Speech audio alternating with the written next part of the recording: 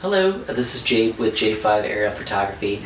I wanted to do a review on the Lilliput 7-inch monitor and give you some of the pros and cons in case it's something that you're looking to purchase for either FPV or if you're using it on more of a professional basis for client work out in the field utilizing FPV and quads and octos and all that good stuff. So I'll just kind of go down the list. To start with, it is a 7-inch.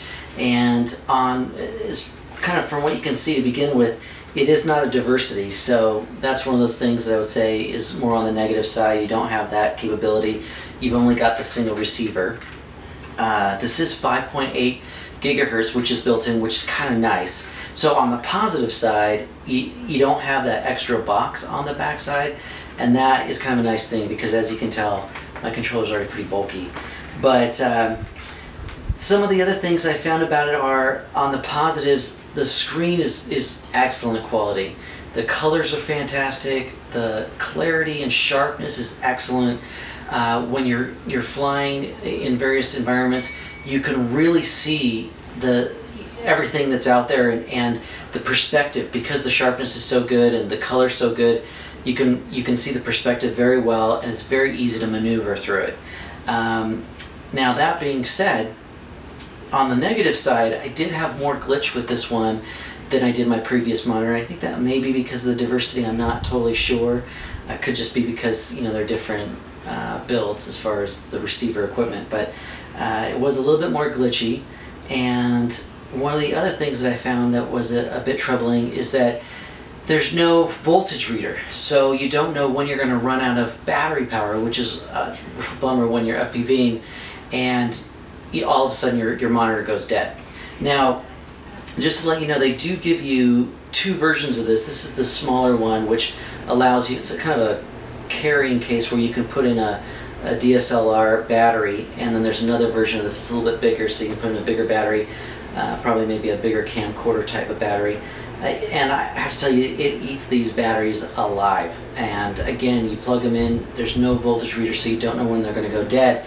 So what I did instead is I attached a LiPo, and what I think is kind of convenient about this is you can add a voltage meter to this so that you do get some sort of warning before your monitor is going to go dead, and you can bring back in your quad or whatever it is that you're using.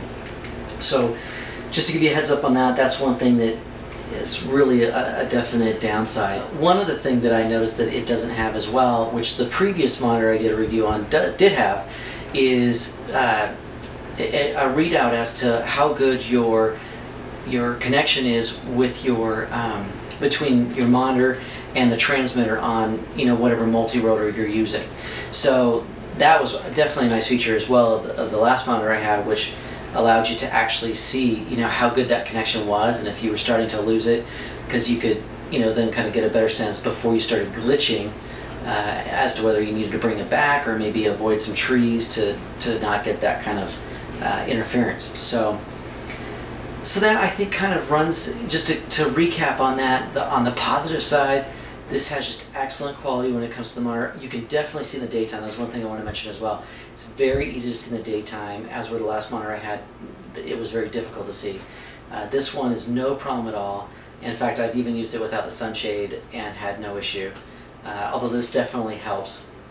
And so it's got great sharpness, great perspective because of that sharpness in the screen and the colors and being so vibrant. So it works really, really well on that level. To recap the negatives, it doesn't have the voltage reader for your battery, so you never know when it's going to go dead unless you do a LiPo type scenario like this. As well, it doesn't have that little readout or gauge on the monitor showing how good your connection is between the actual monitor and whatever it is that you're flying. And then lastly, it's just that it does get a little bit more glitchy, I noticed, than I think maybe a diversity monitor. So the price tag on this is kind of high, considering this one was about $350. So I think you got to kind of just weigh that in the in the decision making there. I don't know, looking back now, if I can say it's worth it, although the quality looking through it is definitely so much better than my other one.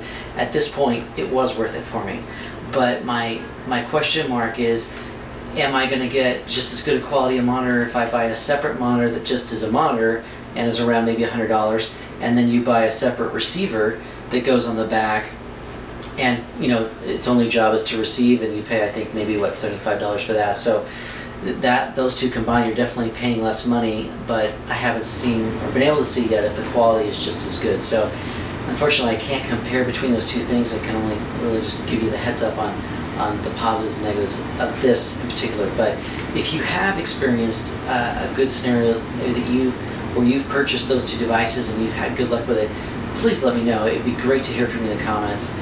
Also, if I've left something out, please let me know, or if you've got any other questions about it that I can answer. By the way, you know, of course, the one thing about doing it separately, as I was talking about, you definitely have a lot more bulk on the back here, and that is a definite downside. So I don't know. I'm debating on what to do here, because this is a lot cleaner, even though I've got the LiPo kind of, you know, in here. It's a lot cleaner than having another device on the back here that's the same size as this. So I hope that helps, but again, please get in touch, and if there's any questions I can answer for you, I'd be happy to. It's great to hear from you guys, and otherwise also if you have some input for myself or anyone else watching this, that would be great. Thanks so much for watching. Again, I'm Jade, and take care.